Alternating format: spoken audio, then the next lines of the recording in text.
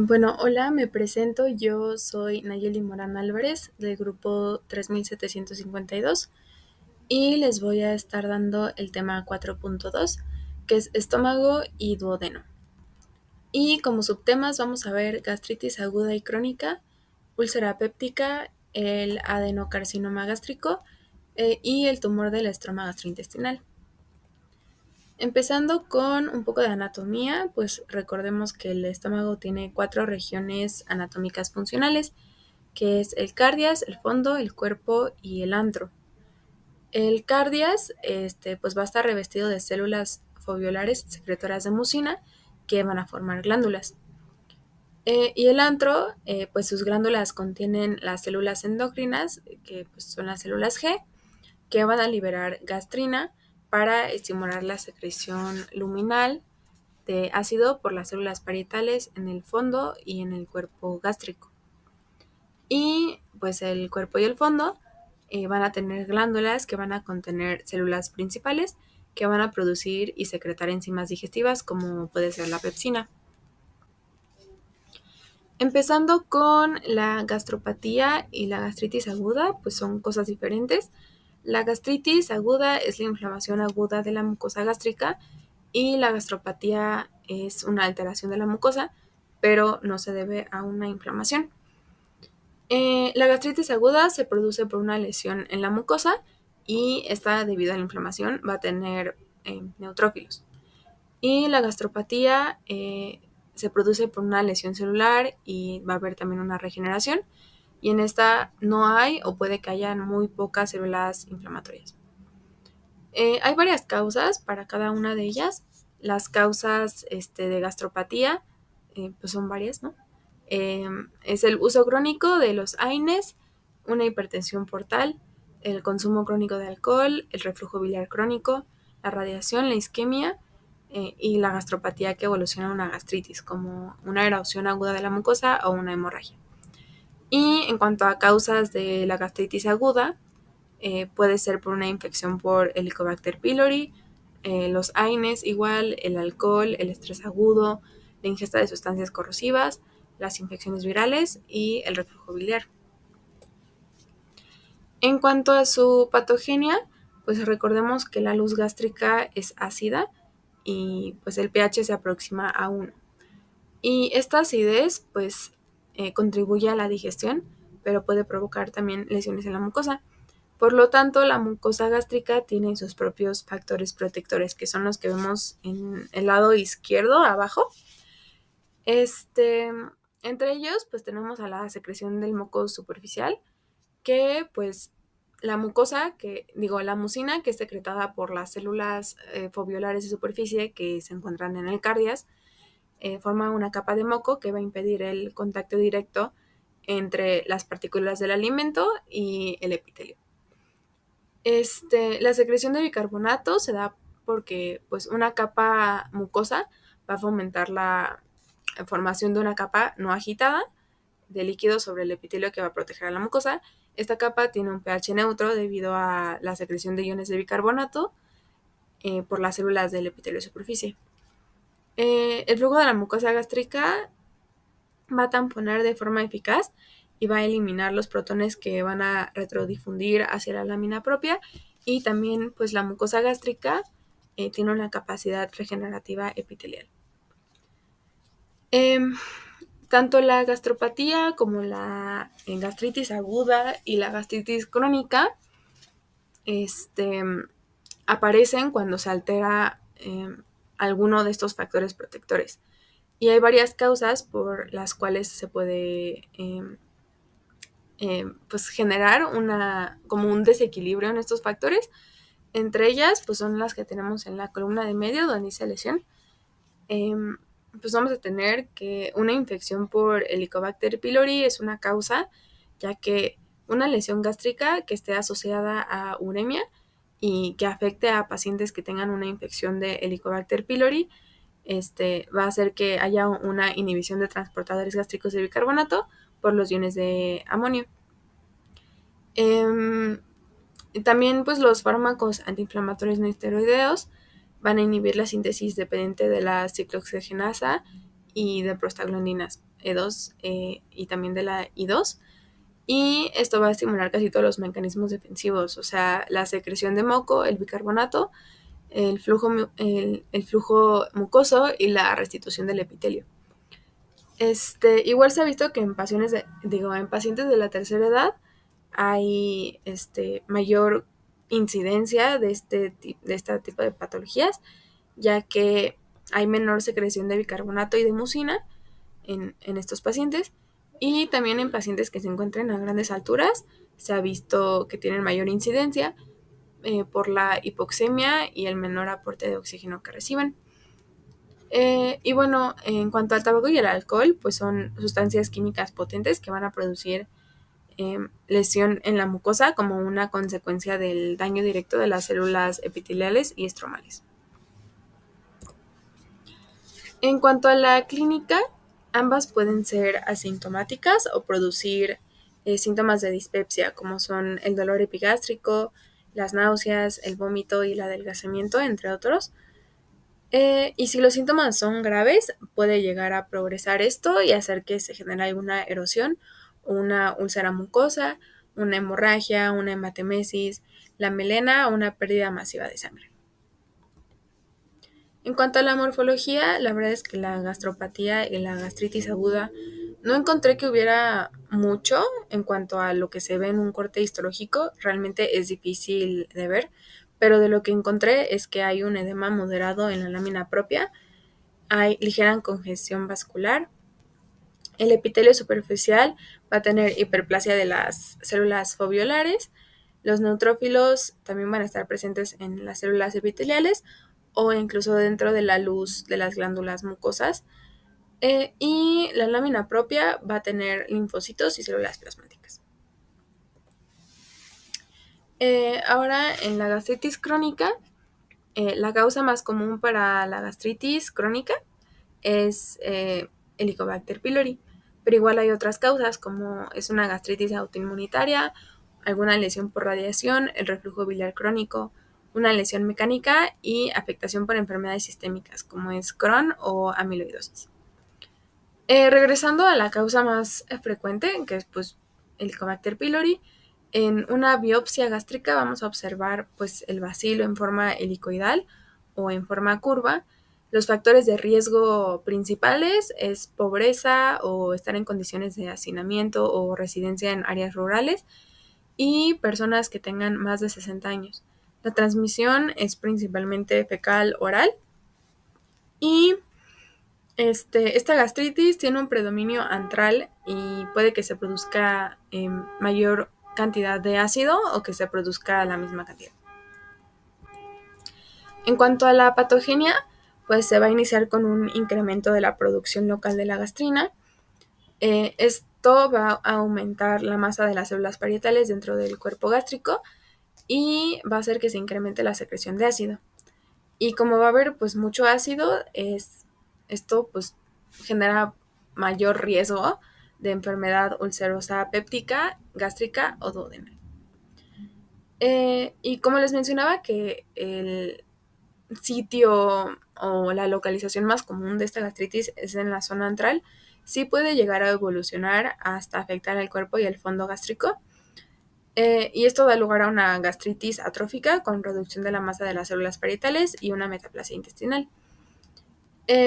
Una de las cosas interesantes pues, de la gastritis crónica generada por una infección de Helicobacter pylori es que el patógeno se va a adaptar al nicho ecológico, o sea, la bacteria se va a adaptar al moco gástrico, mediante pues varios factores bacterianos.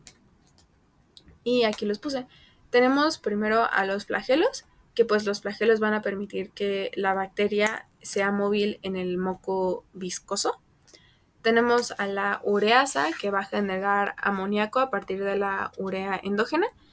Y va a incrementar el pH gástrico local y va a mejorar la supervivencia de la bacteria. Y las adhesinas mejoran la adherencia de la bacteria a las células foveolares y pues igual la bacteria va a tener sus propias toxinas. Y pues se ha visto que tanto los o sea, la variación que hay en los factores bacterianos como la variación en los factores del huésped son importantes para el pronóstico de la enfermedad. No, no todos los pacientes van a tener el mismo pronóstico. En cuanto a la morfología, el Helicobacter pylori se va a concentrar dentro del moco superficial, principalmente, como les menciono, en la zona antral, en el antro gástrico. Y se va a ver con mayor facilidad si se le administra alguna inmunotinción o tinciones histoquímicas. Una biopsia de antro, pues es lo que primero se pide, ¿no? Porque pues es la zona más común en la que se localiza una gastritis crónica. Y en la biopsia vamos a ver que la mucosa va a estar eritematosa, va a haber un infiltrado inflamatorio que va a tener pues muchas células plasmáticas, linfocitos, macrófagos y neutrófilos. Estos neutrófilos se van a infiltrar a través de la membrana basal y se pueden acumular en las luces de las glándulas gástricas y esto puede llegar a crear algún absceso. Y los infiltrados inflamatorios van a determinar el engrosamiento de las rugosidades y esto puede llegar a imitar un cáncer inicial. Y los agregados linfocíticos representan un MALT, con riesgo de transformarse en un linfoma. En cuanto a la úlcera péptica, tenemos a la enfermedad ulcerosa péptica, que es cuando una úlcera crónica de la mucosa va a afectar al duodeno o al estómago. Y esto casi siempre está asociado a una infección por Helicobacter pylori o a la administración de AINES o de tabaquismo. Es más frecuente tenerla en la porción proximal del duodeno, a unos centímetros de la válvula pirórica, como consecuencia de una gastritis crónica, y también es más común encontrarla en la curvatura menor. Como factores de riesgo, las personas que tienen más de 60 años se ve que tienen más riesgo debido al uso de AINES, también el tabaquismo y enfermedades cardiovasculares, ya que se genera pues una reducción del flujo sanguíneo de la mucosa y pues de la oxigenación y de la cicatrización. En cuanto a su patogenia, pues se da por desequilibrios entre los mecanismos de defensa y factores dañinos que se producen mediante la gastritis crónica. Los factores del huésped y la variación en el poder del patógeno de la cepa bacteriana van a igual determinar el pronóstico.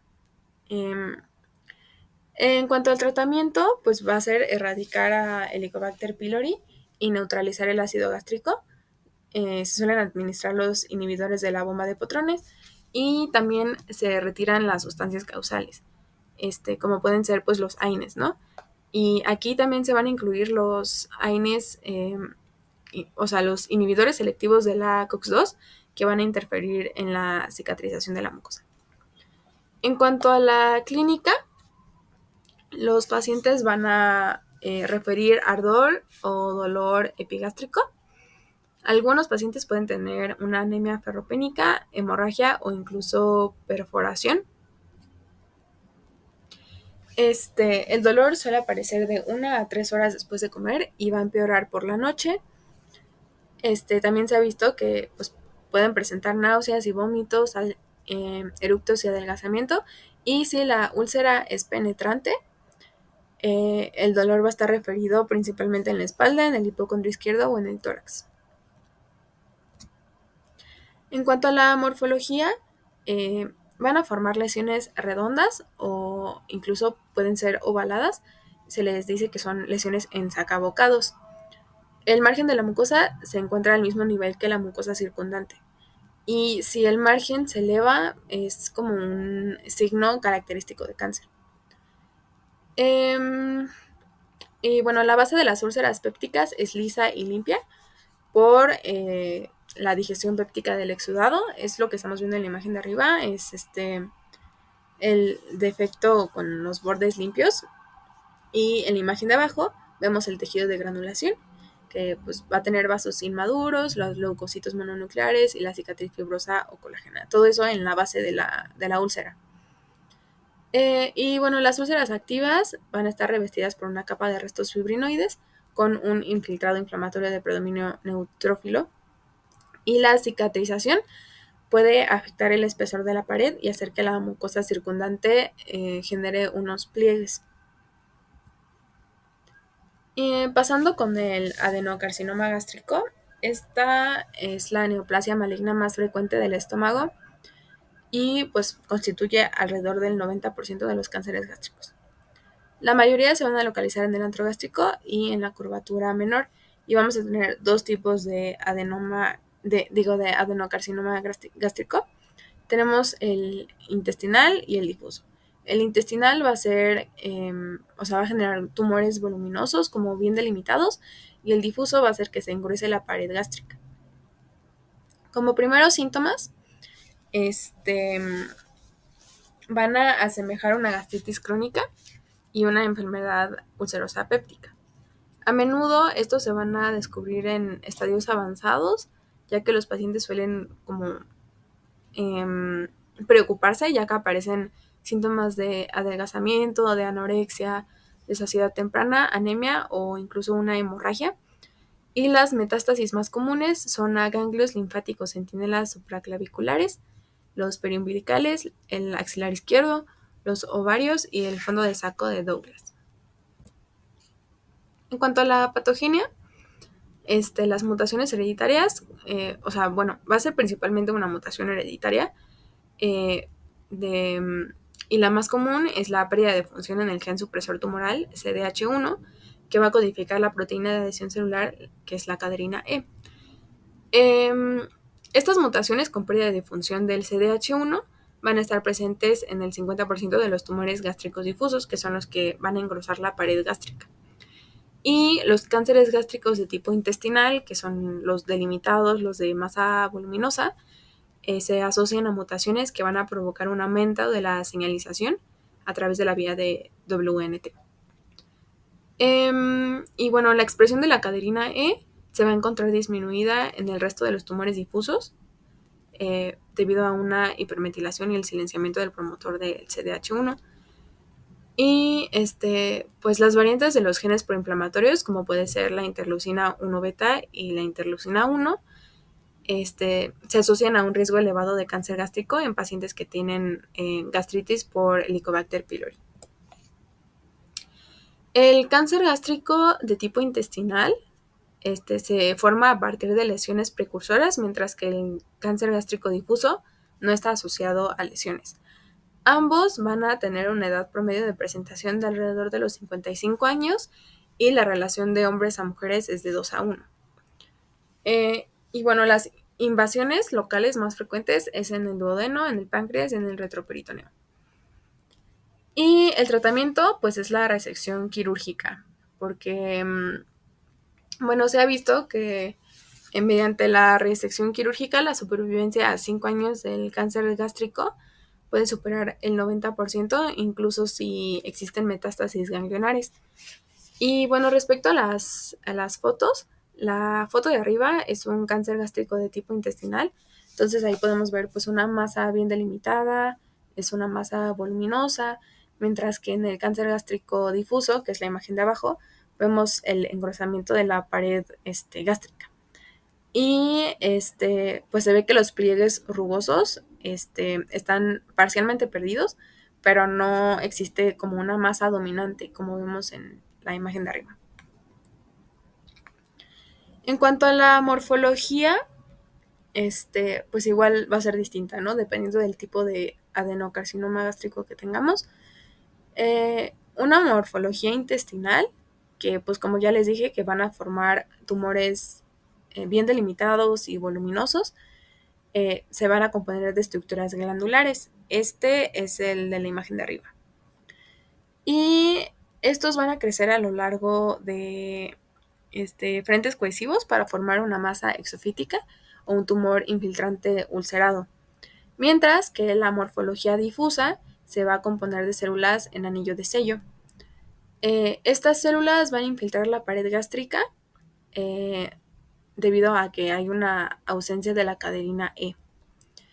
Aquí no se van a formar glándulas y se van a presentar grandes vacuolas vacuolas de mucina que van a expandir el citoplasma y van a hacer que el núcleo se vaya a la periferia. Y estos van a provocar una reacción desmoplástica que va a poner rígida la pared gástrica. Y ya por último, tenemos el tumor del estroma gastrointestinal, que es el tumor mesenquimatoso más frecuente del abdomen y se origina en las células intersticiales de Cajal o células marcapaso. Aquí les puse las neoplasias mesenquimatosas, que pues más que nada es para que vean la nomenclatura. Todas se basan en cuanto a la localización que tienen, pero pues podemos tener una neoplasia mesenquimatosa del tumor liso o en vainas nerviosas o que se asemejan a los cuerpos glómicos. Pero bueno, regresando al tumor del estroma gastrointestinal, este se va a diagnosticar con un pico de edad a los 60 años y menos del 10% van a aparecer antes de los 40. Y se ha visto que estos pueden ser descubiertos de manera causal, eh, o sea, que se suelen descubrir como por accidente, ¿no? Mediante alguna prueba radiológica, o una endoscopía, o incluso una cirugía abdominal. Y, bueno, les puse GIST, son las siglas, es lo mismo que decir tumor del estroma gastrointestinal. Pero se ha visto que estos tumores gástricos son menos agresivos que los que se originan en el intestino delgado y es poco frecuente una metástasis en un tumor menor a 5 centímetros, pero la incidencia aumenta en cuanto a la recidiva y a la metástasis si el tumor supera los 10 centímetros. En cuanto a la patogenia, el 75% van a presentar mutaciones oncogénicas con ganancia de función en el receptor de la tirosina sinasa, que es el KIT, perdón.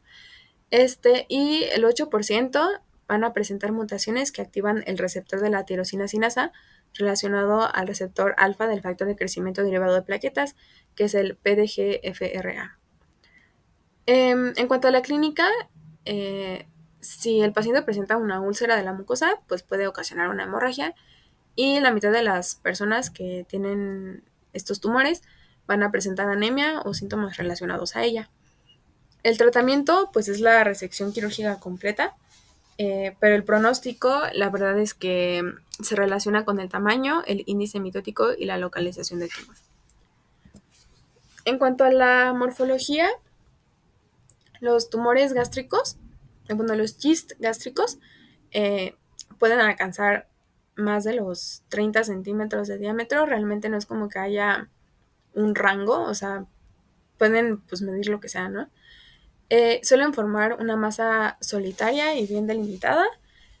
Se ha visto que la mucosa suprayacente va a estar ulcerada y la superficie tumoral cortada va a presentar aspecto arremolinado, así es como lo describen. Las metástasis más comunes, pues se van a formar nódulos serosos en toda la cavidad peritoneal o en el hígado, pero la verdad es que la diseminación fuera del abdomen es muy rara. Y en cuanto a las células, vamos a tener dos tipos de células. Vamos a tener a las células fusiformes, que son las que están en la imagen de la izquierda, y pues estas van a formar pues un tipo de GIST, y las otras son las de tipo epiteloide, que van a formar otro tipo, ¿no? Que, bueno, lo importante de esto pues es la morfología, en donde las células fusiformes van a ser delgadas y alargadas, como vemos en la imagen, y las células epitelioides se les dice que son como rechonchas y tienen pues un aspecto epitelial, que son las que vemos en la imagen de la derecha. Y el marcador diagnóstico más útil es el KIT, que va a ser detectable en las células de Cajal y en el 95% de los GIST gástricos.